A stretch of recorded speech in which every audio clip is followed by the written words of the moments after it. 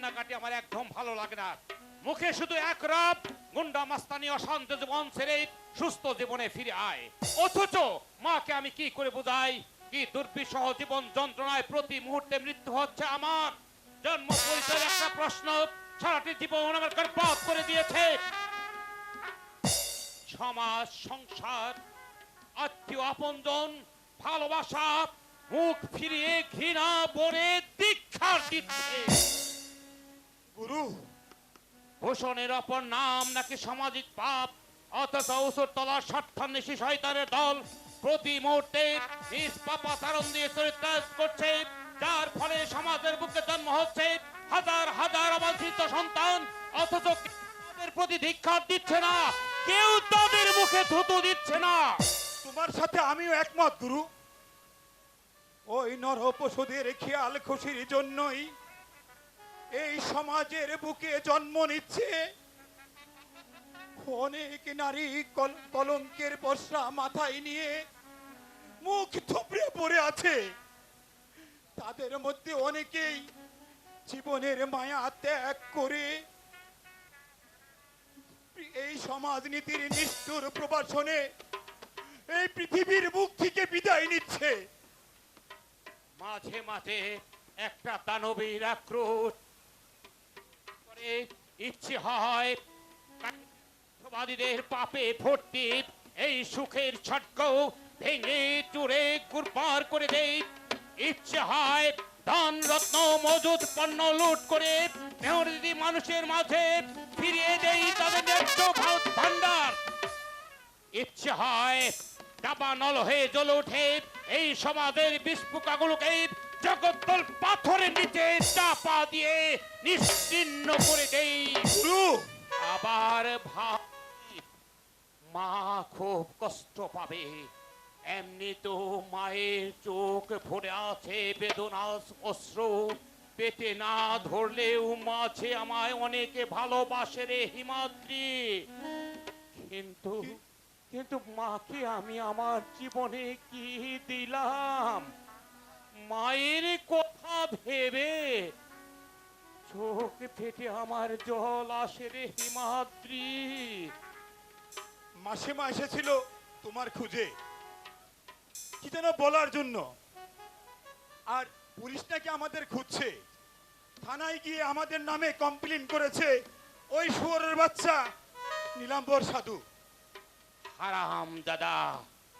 হারাম দাদা নীলাম্বর সাধুকে আজই একটা শিক্ষা দিতে হবে। শুনেছি থানার বড় বাবুর সাথে নাকি নীলাম্বর সাধুর অনেক ভাব রয়েছে।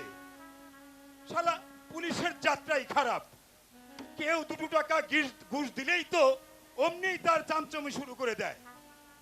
পুলিশ হচ্ছে এই দেশের বুকে বড় সন্ত্রাস। সরকার এদের দিনের পর দিন, মাসের পর মাস, বছরের পর বছর খাওয়াচ্ছে পড়াচ্ছে, অথচ এরা এই দেশের বুকে দুর্নীতি করে ক্ষমতা তুলে দিচ্ছে কায়েমি স্বার্থবাদীদের হাতে। এর জন্যই শালা পুলিশটাকে দেখলেই আমার মাথায় খুন চেপে যায়। না গুরু, পুলিশের সাথে লাগতে যেও না।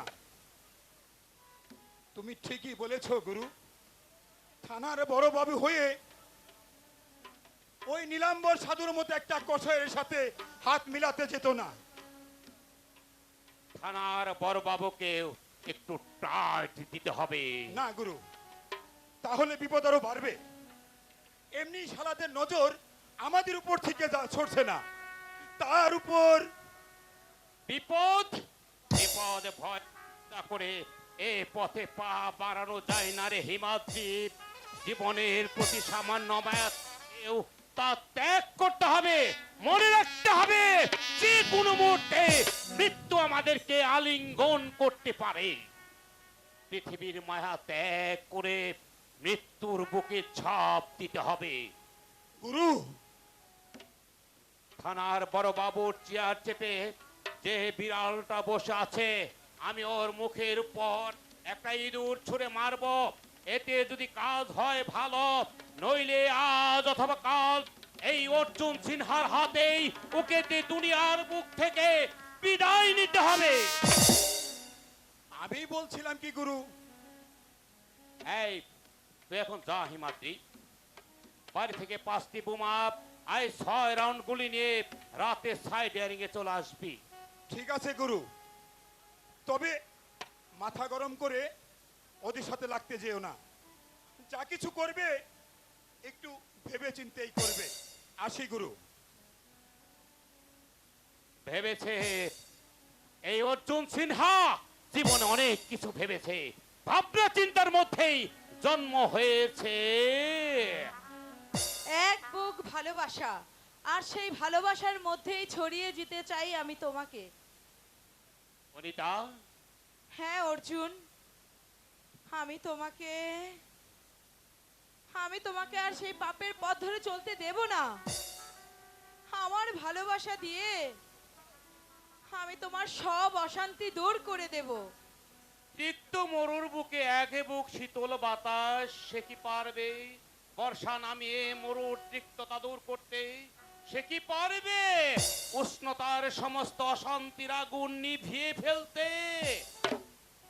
না, পারবে না, এ সম্ভব নয়। কেন পারবে না অর্জুন? আমি নিশ্চয়ই পারবো। তাহলে যে তোমার সমস্ত জীবনটা কলঙ্কের কালিমায় ঢাকা পড়ে যাবে। সমাজ, সংসার, আত্মীয়, আপনজন, ভালোবাসা মুখে ফিরিয়ে ঘৃণা ভরে তোমাকে ধিক্কার দেবে। যাদের আশীর্বাদের হাত এতদিন তার মাথায় রেখে মঙ্গল কামনা করেছে, তারাই তোমাকে মুঠো মুঠো অভিশাপ ছুড়ে দেবে। সেই অভিশাপের বিনিময়ে তোমার ভালোবাসা পাই, তাহলেই যে আমি ধন্য। বণিকের তৃপ্ততায় তোমার সমস্ত জীবনটা অশান্তির আগুনে ভরে যাবে, কিন্তু কেউ তোমাকে উপরে তুলবে না অনিতা। সবাই শুধু করবে পদাঘাত। অন্যের হাত নয় অর্জুন, আমি শুধু তোমার হাত ধরেই উপরে উঠব। এই হাত দিয়ে আমি তোমার সমস্ত হতাশা আমি দূর করে দেব। ইচ্ছা শক্তি প্রয়োগ করে আমি তোমার বুকে মাথা রেখে ওই ভগবান থেকে সুখের স্বর্গটা আমি চিনিয়ে আনবো। জীবনে কোনো সস্তা সেন্টিমেন্ট নয় অনিতা। এখানে ভাবাবেগের কোনো দাম নেই। কঠিন বাস্তবতার সাথে লড়াই করে তুমি ক্লান্ত হয়ে পড়বে। হতাশা, নৈরাশ্য তোমার জীবন ভরে উঠবে। সমাজ, সংসার যাকে ছুঁড়ে ফেলেছে, কেন তাকে তুমি বুকে টেনে নিয়ে অনিশ্চিত ভুবনে এগিয়ে যাবে অনিতা? সবাই তোমাকে যে চোখ দিয়ে দেখে, আমি তোমাকে সে চোখ দিয়ে দেখি না অর্জুন। অনিতা, হ্যাঁ অর্জুন, ভবিষ্যতের জন্য আমি কোনো দিন তোমার কাছে কোনো অভিযোগ করব না। ওই বিধির বিধানে যা লেখা আছে তাই আমি মাথা পেতে মেনে নেব। তবুও তুমি আমাকে সরিয়ে দিও না, তাহলে যে অর্জুন আমি মরে যাব, আমি মরে যাব। বেশ, তবে তাই হোক। এসো, সমাজনীতির কুসংস্কার ভুলে এক বুক ভালোবাসা নিয়ে উদ্দামে দামিনীর মতো আমার বুকে ঝাঁপিয়ে পড়ো। বিংশ শতাব্দীর মানুষ সে দেখুক সংস্কার ভেঙে বাধা নিষেধ উপেক্ষা করে ভালোবাসা তার ঠিকানা ঠিক খুঁজে নেয়। অর্জুন, তুমি আমার স্বর্গ, তুমি আমার সুখ। কি নেশায় তুমি আমাকে ভালোবাসলে অনিতা? জীবনে কি তুমি পাবে? কেন কেন ভালোবাসলাম শুনবে? কেন? তাহলে শোনো। আমরা দুজনেই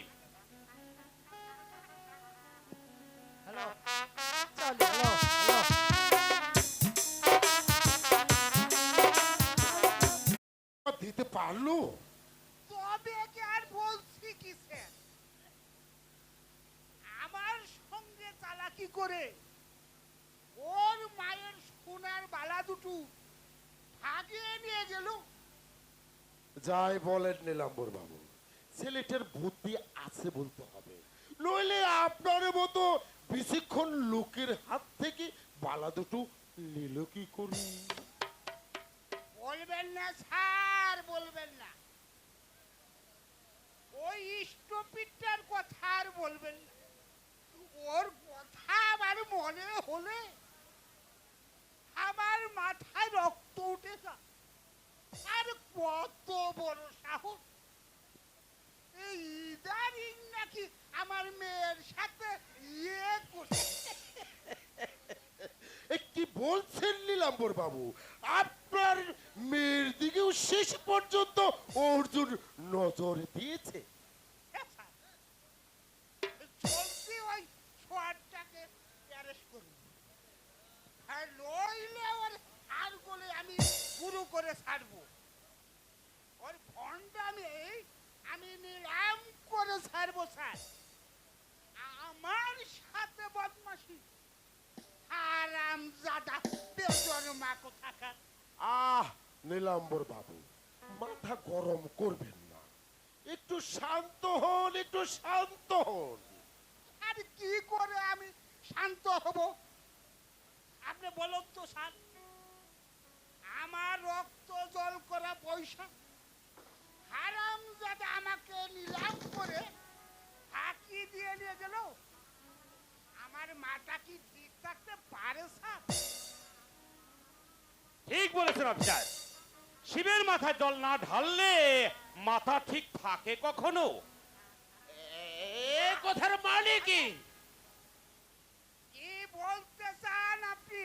বলতে চাই না, বুঝাতে চাই। দিনের পর দিন, মাসের পর মাস, বছরের পর বছর অন্যায় অত্যাচারে জনজীবন আপনারা পিছিয়ে তুলেছেন। মেহনতি মানুষের শেষ সম্বল কেড়ে নিয়ে আপনাদের পুঁজি পট্টি ব্যাংক ব্যালেন্স করে তুলেছেন। তাদের মুখের গ্রাস ছিনিয়ে নিয়ে আপনারা সানন্দে প্রীতিবোধ করছেন। অন্যায় অত্যাচারে জর্জরিত হয়ে দিন দরিদ্র মানুষগুলো জীবন পথে মুখ থুবড়ে পড়ছে, অথচ আপনারা সমাজ তরুণীতে পা দিয়ে পাপের গঙ্গা পাড়ি দিচ্ছেন। দেখুন অর্জুন বাবু, দেখুন অর্জুন বাবু, শাক দিয়ে ওই মাই দেখার চেষ্টা করবেন না।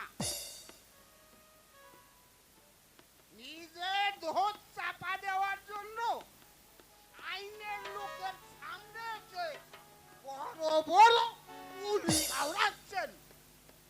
অর্জুন সিনহা দেব দর্শন না করে দেবতার সঙ্গে কথা বলে না, তাই সামনে এসেই আপনাদের চরিত্রের গুণকীর্তন করছি।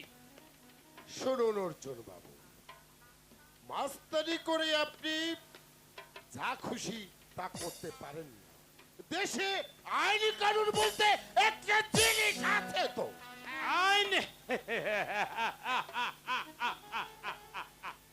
বলুন, কোন আইনের কথা বলছেন অফিসার? আইনের এই পবিত্র ইউনিফর্ম গায়ে পড়ার সময় এই দেশ মাতৃকা সেবার জন্য দেশে পথ আপনারা গ্রহণ করেছিলেন, তার কতটুকু বাস্তবে রূপ দিয়েছেন আপনারা? যাদের রক্ত জল করা পয়সায় মাইনে নিয়ে আরাম আয়েসে দিন কাটাচ্ছেন, বিনিময়ে তাদের কি দিচ্ছেন? বরং আইনের চক্র বক্র গতিতে ঘুরিয়ে এই সমস্ত কুশীলজীবীদের ইন্ধন ঢুকাচ্ছেন।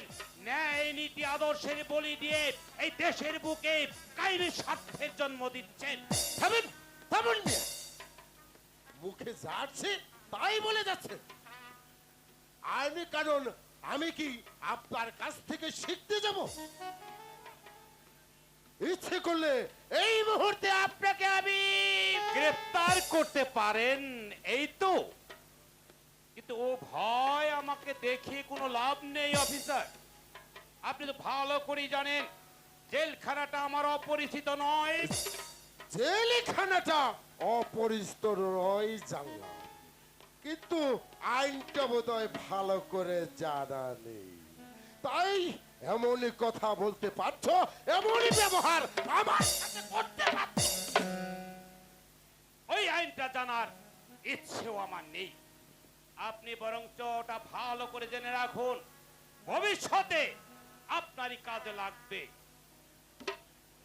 অযথা ওই বাইক আলাপ না করে আপনার আইন মোতাবেক অ্যারেস্ট করুন স্যার। হ্যাঁ, ওকে ওই শ্রীঘর দেখিয়ে আনো। আপনি বেশি তার পাবেন না নীলাম্বর বাবু। থানার বড় বাবু সামনে বলে সাহসটা একটু বেশি দেখাচ্ছেন। ভেবে থাকেন যদি হুমকি ধমকি দেয় অর্জুন সিনহা শিয়ালের মতো পালিয়ে যাবে, তবে ভুল করছেন। কি বলতে চান আপনি? হ্যাঁ, বলতে চাই না, বুঝাতে চাই। শুনুন অফিসার, আমার মাথায় রক্ত উঠে গেলে কিন্তু আমি জীবনের মায়া ত্যাগ করে শত্রু মোকাবেলা করি। জীবনের মোটা আমার না থাকলেও আপনার নিশ্চয়ই আছে। তাই আপনি নিশ্চয়ই চাইবেন না এই পৃথিবীর আলো বাতাস থেকে বিদায় নিতে। তাছাড়া গ্রামে আপনার বউ বাচ্চা রয়েছে, তাদের উপর থেকে আপনার ছায়াটা নেমে যাক, এটাও বোধহয় কাম্য নয়। তার মানে মানেটা না বুঝলেও আমার কথার অর্থটা আপনি ঠিকই বুঝেছেন। তাই ভবিষ্যতে আমার কথা না ভেবে আমার কথাগুলো ভেবে দেখবেন।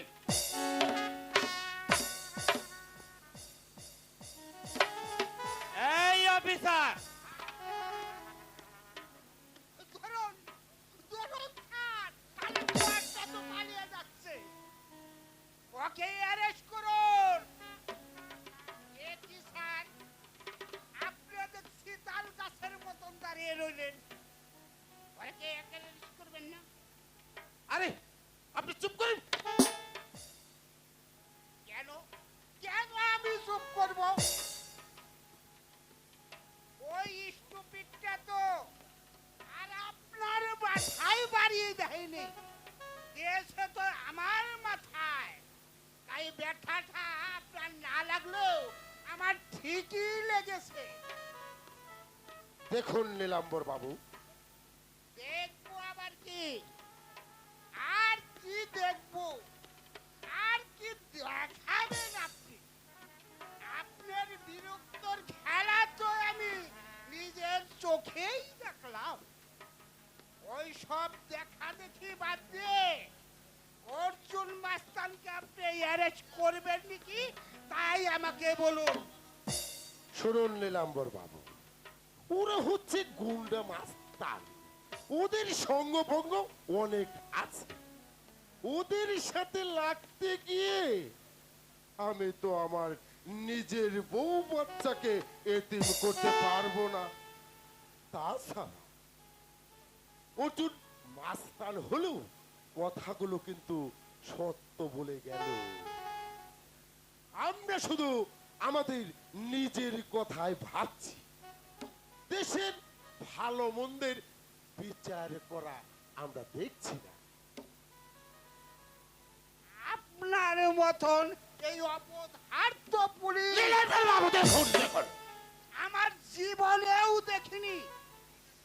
একটা মাস্তানের কথা শুনে আপনাদের যে রেজ গুছিয়ে বসে পড়বে মোটেও না নীলাম্বর বাবু, এই গোদাধর দত্তকে আপনি কিন্তু চিনেন না। শোনেন, আপনি মাসে মাসে এসে আমার কাছে গনে তো টাকা পয়সা ঠিক কি দিছেন, এবার কাজের বেলায় এসে গণেশ পাল্টে দিয়ে আমাকে নীতির কথা শোনা। নীলাম্বর বাবু, যা আপনি বুঝেন না তা নিয়ে আপনি তর্ক করবেন না। শুনুন, এবার আপনি আসতে পারেন। আরে থামুন, আমি কি বুঝি আর কি না বুঝি আমি সময় মতো আপনাকে বুঝিয়ে দেব। আমি অনিলাম্ব সাধু, আপনার চাকরি কি করে খাই তা আমার বেশ ভালোভাবে। আরে চাইলে মশাই, আপনার মতো নীলাম্বর বাবু আমার কি করতে পারে তা আমার ভালো করে জানা আছে। শালা পুলিশের চাকরিটা না এক বিলম্বনা। এদের কথা শুনতে গেলে মাস্তানদের হাতে আমাকে মরতে হবে। আবার মাস্তানদের কথা শুনতে গেলে হ্যালো, এদের ধাওয়া খেতে হবে। না, আজকের পর থেকে ঘুষ আমি খাবো না। এবারে থেকে আমি ভালো কাজই করব।